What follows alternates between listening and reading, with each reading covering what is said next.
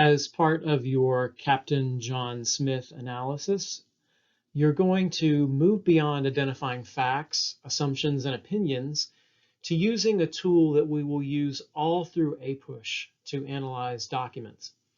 That tool I've called CAPA.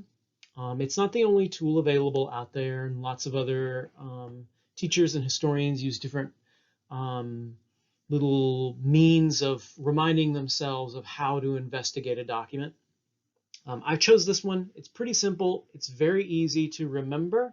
So let's look at what CAPA stands for and how it will help us figure out what documents are saying to us. CAPA stands for context, audience, purpose, author's point of view. So those are four things that we're going to be looking for in each of the documents that we analyze for the rest of this year. In many ways, CAPA is a device for analyzing the truthiness of a document. How much can we trust in this document? How much can we understand the making of the document so we know where it comes from and what it might be stretching the truth in, where it might be more honest. CAPA helps with understanding that. I want to say this really clearly because this is a trap that we often fall into as historians. We do not have to take a document as a factual face value representation of the past. Just because someone wrote it down doesn't make it a reflection of what actually happened, because people lie. They lie consciously. Sometimes they lie very unconsciously. They're just dishonest with themselves. People's cultures and their audiences shape what they say. So they may say one thing to one audience and some slightly different to another. People use sarcasm and humor. So the face value of what's written in the document cannot be what is actually necessarily true. Just because it's written down in a document does not make it the truth. And you need to approach every document from on out in this course that way, potentially looking for ways in which the person might be stretching the truth or just telling their own version of the truth, but without necessarily acknowledging there are other versions and that people may have seen things differently. Context is our first prong of CAPA. It's the events of the time period, what was going on when that document was written. It's the culture of that time period, so that you understand a document exists in a particular time and a particular place that shaped the creation of that document. So Captain John Smith is intimately connected with the history of Jamestown. He was there.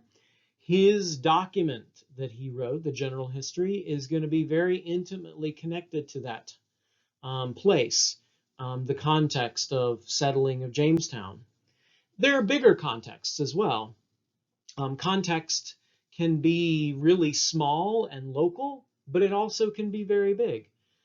John Smith is in the context of the entire British colonization of the New World as well. That's an even bigger frame that we can look at. If it helps, think of yourself. You have the context of Bexley, where you're located. You have the context of Columbus, bigger than Bexley, Franklin County, Ohio, the Midwest, the eastern portion of the U.S., the Americas. Do you see how we keep getting bigger and bigger contexts? And that's only just listing place contexts, because context can be your culture. It can be the events, the people, the ideas, the beliefs, the habits, the traditions and practices that are surrounding you as you are making a document. Bye, John. Audience. So writers need to speak to an audience. You write to communicate, and if you don't communicate, the audience is going to be like, what's up, man? This makes no sense. So the documents that we get are shaped to particular audiences who get what's going on. Sometimes we note that public audiences get a more sanitized version of the truth. They don't get the complete truth, because in public, you might watch what you say versus if you were not in public. Private audiences often get the truth, but people still lie to each other in private. Think about your own communications. Do you say the exact same things to your parents in text as you say to your friends? Are you always honest in your texts with your friends and on social media? So keep in mind, audience matters and it can influence the truth. John Smith was in an interaction with an audience.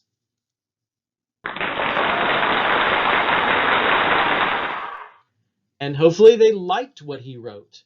But it's very possible that audiences might not. Purpose. Wait, who's this guy? Oh, this is a different John Smith.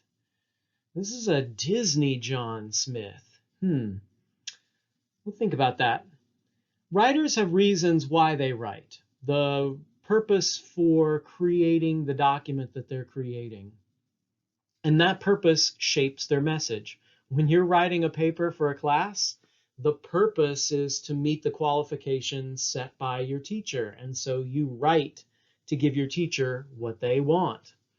In the case of Disney's John Smith and the colors of the wind and all that, think about how Disney had a different purpose than the real John Smith. So Disney's John Smith comes off differently because Disney has a reason why they're trying to tell the story of Pocahontas that they're telling. So keep in mind, purpose matters. And then finally, point of view.